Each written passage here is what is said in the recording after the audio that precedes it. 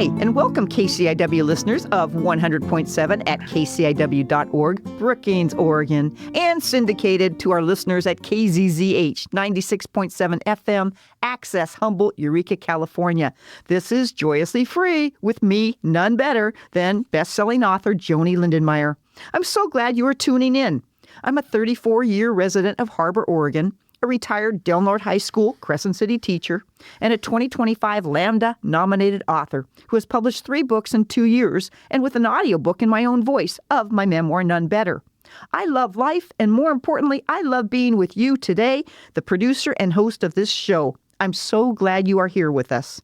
Let's begin with our morning salutation. It's a brand new day. Never been lived before. Oh my gosh. We have a repeat guest speaker today, and he knew that answer, so I hope you had it too, everybody. So this Radio Gadio show, as Will and Viv named it, is a show that talks about LGBTQ plus stories and tips, along with religion, church, faith, spirituality, and joy. It is about spreading abundant joy and freedom, hence the title, Joyously Free. It is also the book, my second book, that I co-authored with Elizabeth Ann Atkins. In this radio broadcast, we have no hate speech, no hate behaviors, and no bullying. It will be blasted with the 3 C's, courage, confidence, and collaboration. Together, let's seek understanding. Think out of the box. Be open-minded as an open parachute. Well, with every show, we always begin with a prayer or a quote. So let's open our hearts, asking our Creator to shine light on our community and our world. I excitedly believe in hope, in the power of the divine, and that Jesus, God, whatever name you put on a higher being, is always with me and with you. So be not afraid or troubled, saddened or depressed. Joy and peace are an internal expression of love and harmony that is already within us, and we only have to reach deep within and let it out. All is well with my soul, and abundant love is everywhere. So let's center ourselves. Take a deep breath in with the good and out with any doubt. Again, breathe in through your nose with hope and out from your mouth with fears. Last one, take a big deep breath in with joy and out with worry or despair. In the name of Mother Earth, God our Creator, Jesus our Redeemer, and the blowing winds of the Holy Spirit, we say, hi, thank you for this beautiful, beautiful day. Oh my gosh. My quote today is something that I saw in a book, and it is this: just love everyone.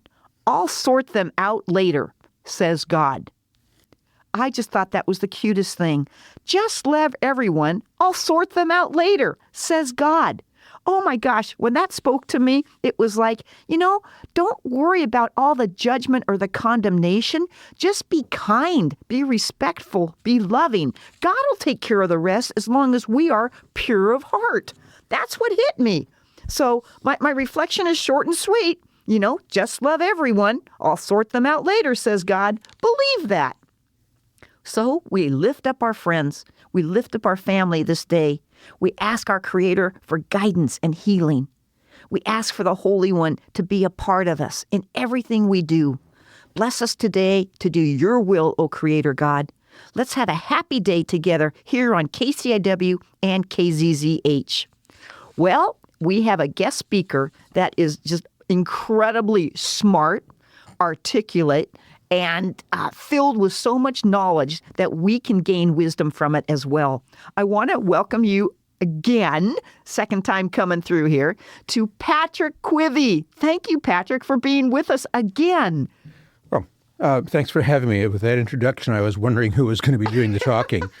Oh, it's you. It's you, the articulate one. Well, our title today, Patrick, is Trauma and Identity, Knowledge is Power. You're a licensed clinical Social worker. Right. With so many talents and so much wisdom. We just really want to hear what's on your mind today with trauma and identity.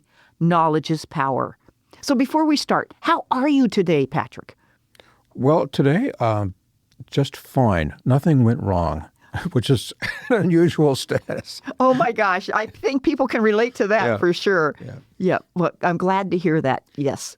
So, I'm here. I'm awake. I'm never awake at 7 a.m. I'm not a morning person. So by 11 o'clock, I've had a cup of coffee. I've tooled around and things start occurring to me. And on the way up, things occurred to me to say today that I had not planned. So, you never know what's going to come popping forth. And I like that because I'm spontaneous as well. And so we will have a conversation about so much, and I'm going to have you lead us off with what you're wanting to share with us today. And I'll jump in every now and then with some questions that will help me and maybe the listeners understand even more. Does that sound good today? Sure.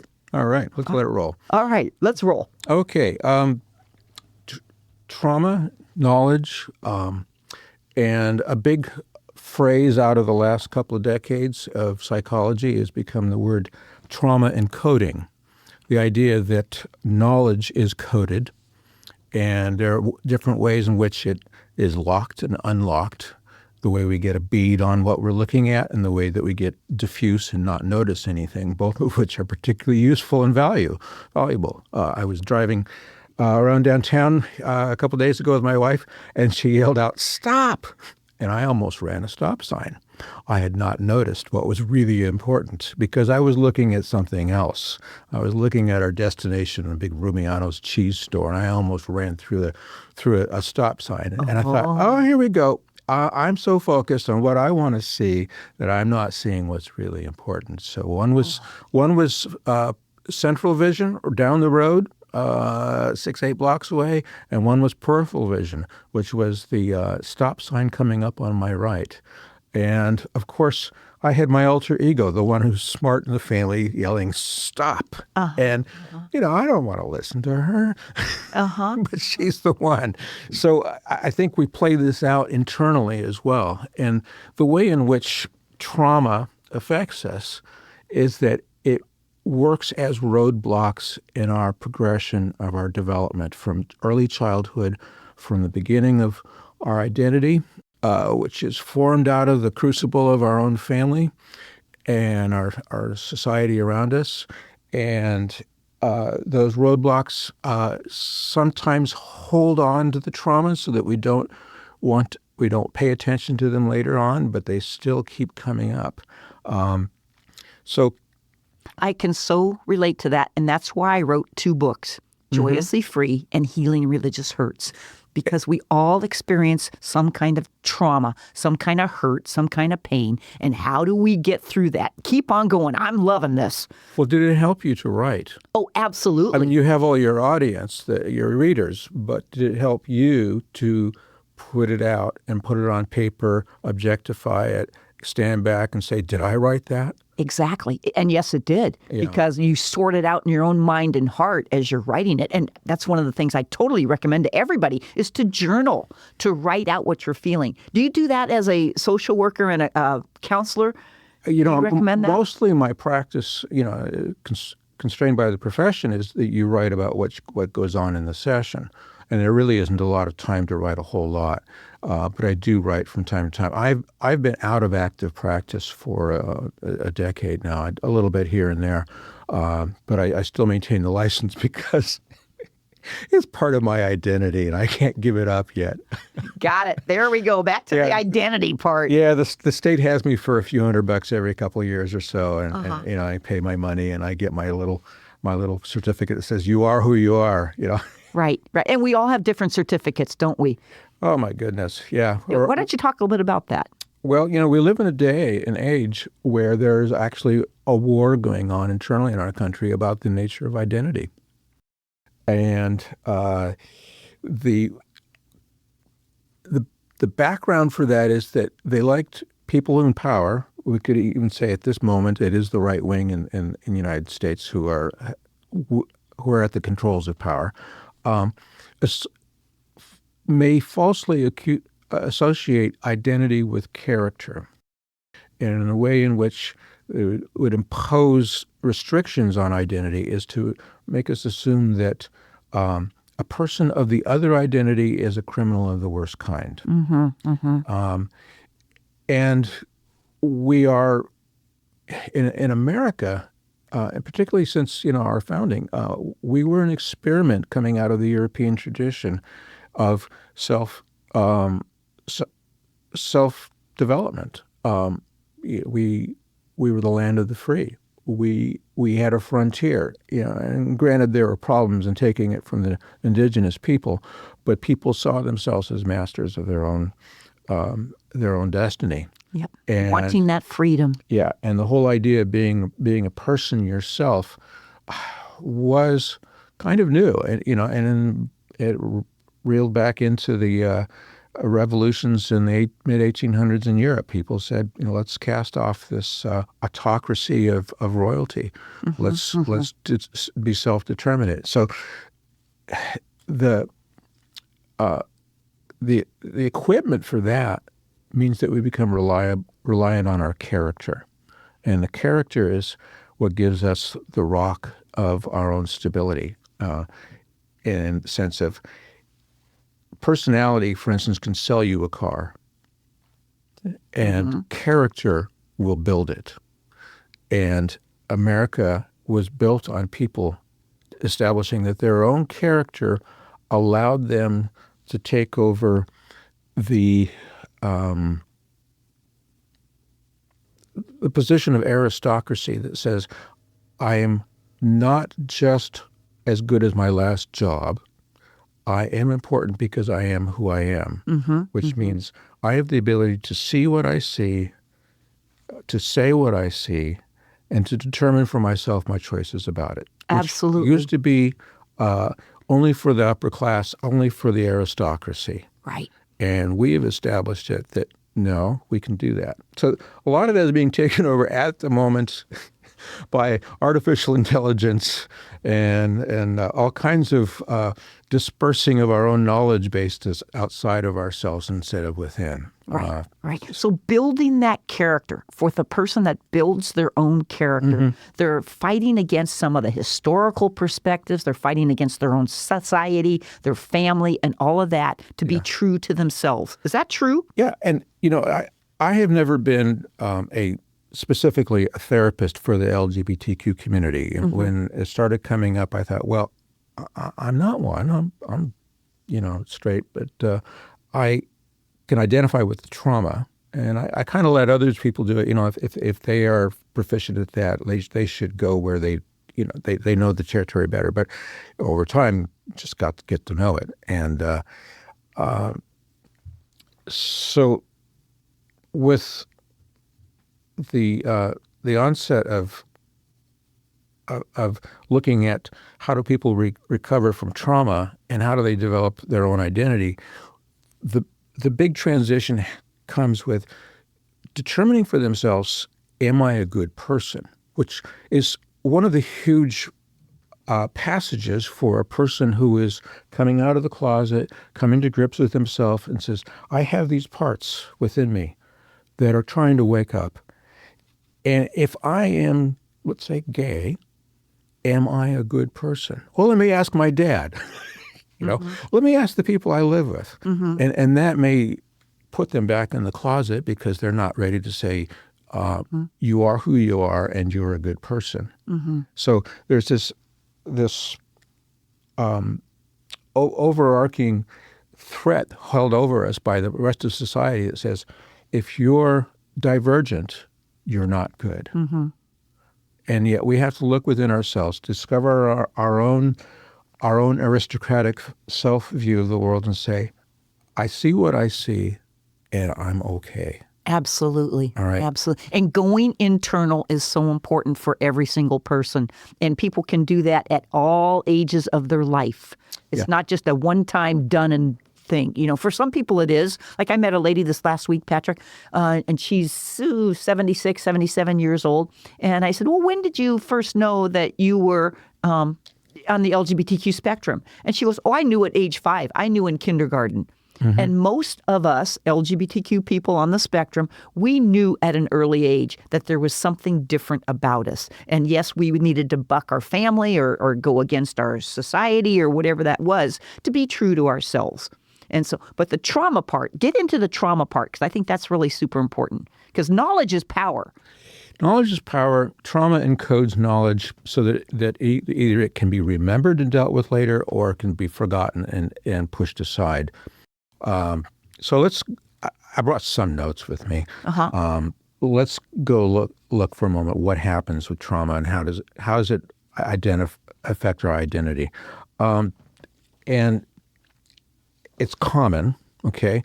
You look at 3/4 of children have had some kind of traumatic experience before the age of 5. So we're talking about before people even really have a complete sense of who they are. They've been smacked around. They've had some kind of trauma that is overwhelming or underwhelming in the sense of not enough care, not enough deliberate infusion of love and care, and being objectified by somebody else as an extension of themselves. They have no identity.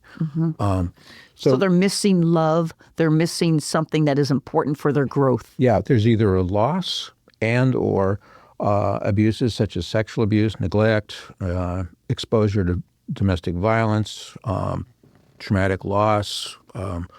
I remember one gal I dealt with at the age of 4. She had been in Germany during the bombing of her city by the American bombers, and the house blew off the top of the basement where they were hiding. And she said the next few years, she didn't remember a thing. Yeah.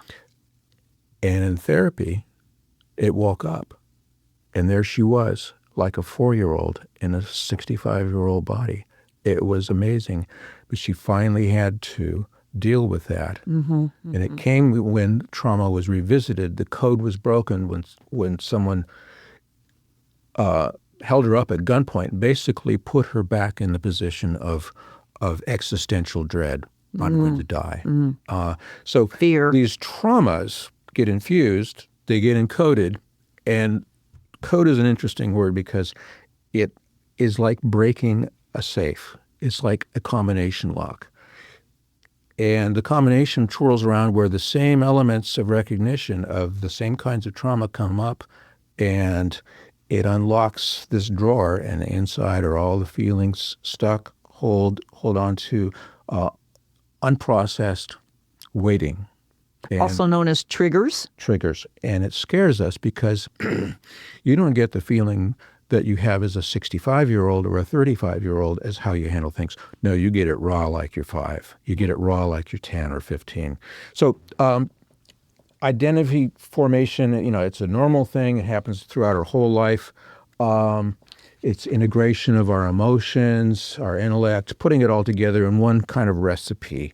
And with a recipe, you got to add this element before you do this one. It's a careful little dance. And it's different for everybody. It is. So some of the things that happen with this is people black out for much of their childhood. They can't remember it. It's the lost years, and they can't remember growing up. And they need to go back to that in terms of healing to find their joyous moments. They're trying to figure it all out. So there's some missing parts, and they don't know what it is.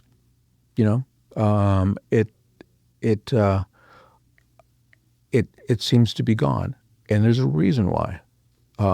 In order to continue to function, we sometimes have to wall off these invasive feelings, these arresting images, these pieces of the self that are like dynamite. And we do that in order that we may continue on. I think it's actually, rather than looking at it as only a dysfunction, it is a natural function that allows us to get up and go. When I got up and got on the car today to drive here, I didn't think about my running a stop sign almost the other day. I didn't think about running into a semi-truck. Right. Because I'm in denial. For good reason, because it's not really going to happen. Oh, gosh, I hope not.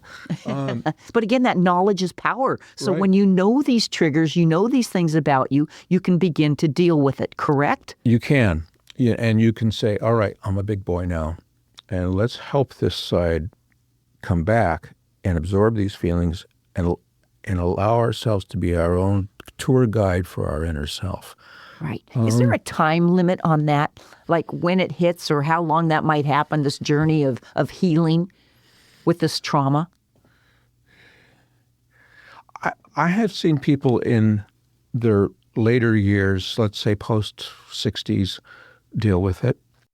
I was wisely counseled by one of my colleagues once. I went to him in the beginning of this treatment with a 19-year-old, and I said, "What do I do with this?" And he said, "Repress it."